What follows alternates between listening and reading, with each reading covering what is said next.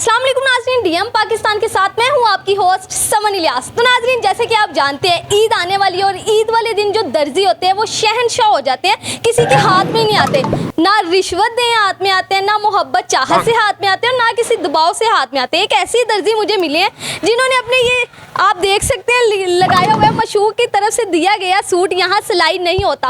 आखिर क्यों नहीं होता, ऐसी क्या वजह है? क्या इनकी मशहूर ने इनको सूट नहीं दिया या कोई और ही वजह है? आइए ये इनसे ही पूछते हैं। तो ऐसे शहंशाह मेरे साथ मौजूद है जिनका नाम है, आपका नाम क्या है? आमिर।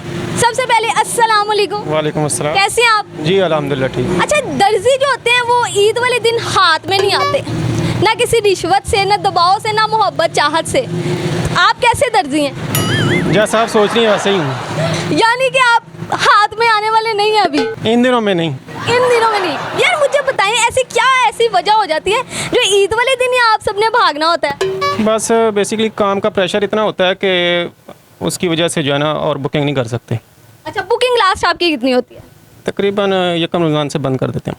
अच्छा, दूसरी बात जो आपसे बहुत खास और ख़ास पूछने लगी हूँ, जो आपने अपनी शॉप पे लगाया हुआ है जी, मशहूर की तरफ से दिया गया सूट यहाँ पर सिलाई नहीं होता, इसकी क्या वजह है? ऐसी क्या रीज़न है?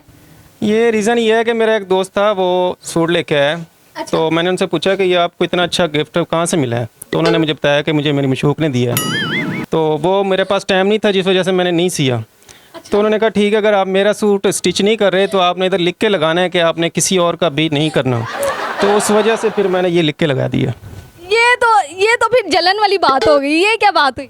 नहीं, जलन वाली बात नहीं हो गई, बस वो उसने मुझे कहा है कि आप अगर मेरा नहीं कर रहे तो किसी और का भी नहीं होना चाहिए, तो फिर इसलिए मैंने लगा दिया।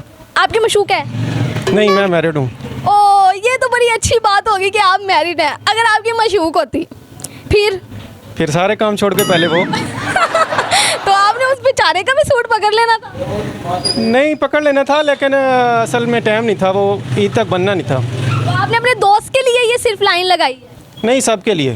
सबके लिए, यानी आप किसी का भी नहीं सूट हाथ में ले सकते। अच्छा चलें, मुझे बताएं दर्जी साहब जो कि शहंशाह हैं, आप शहंशाह ही आपको कहूँ? जी कह सकते हैं। जी कह सकते हैं, मैं वो शहंशाह जो बने हुए हैं इस टाइम। अच्छा शहंशाह, मुझे बताएं कि आपको अगर 5,000 वो एक्स्ट्रा देते सूट सिलाई करवाने का, तो आप तब भी ना पकड़ते? नहीं, आजकल पैसों पे कोई नहीं पकड़ता। हाँ, कोई अगर ख़ास आदमी आ जाए शायद उसका पकड़ लें। कोई खास आदमी आ जाए? खास आदमी लाइक एज मतलब कोई इस तरह का जिसको बंदा इनकार नहीं कर सकता।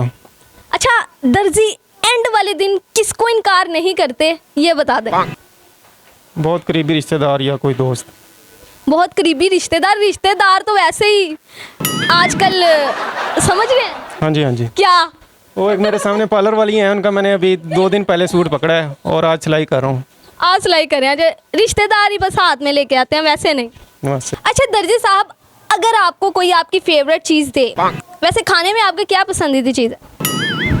बिरयानी।